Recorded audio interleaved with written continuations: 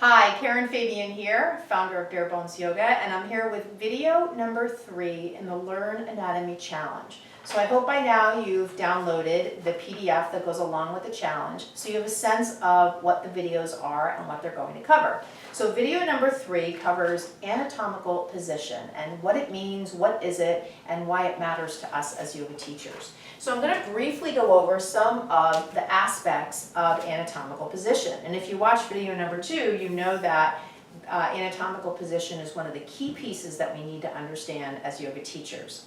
So when we look at the shape itself, it's standing at feet hip width with the head centered over the body, the palms facing forward, which from an anatomical terminology perspective is supinated palms.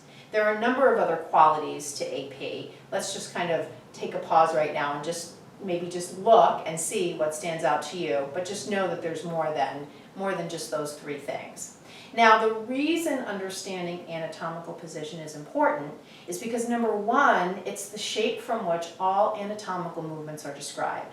So even though we might change our relationship to gravity, we might do things like lean forward or lean back or lean to the side, the anatomical movements of, let's say, flexion and extension of the shoulder are always that, regardless of if I'm standing or if I'm leaning, or any other variation in terms of my relationship to gravity. Understanding anatomical position gives us a home base not only for anatomical movements, but it also gives us something we can fall back on as people move on the mat.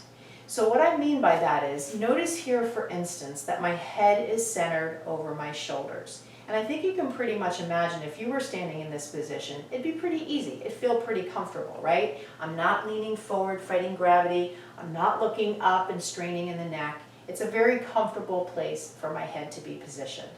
Now, if I come into plank pose, notice, and you may notice this in your teaching, that many times students do this.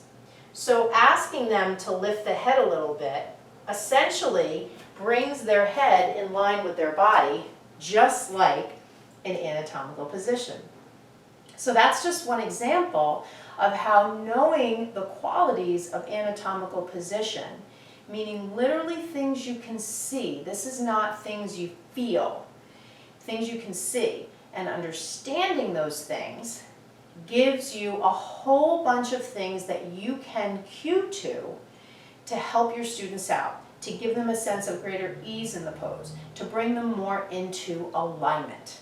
So that's just a small sliver about this idea of how understanding anatomical position is important to teachers and will help you, especially with your cues, make a bigger impact on your students.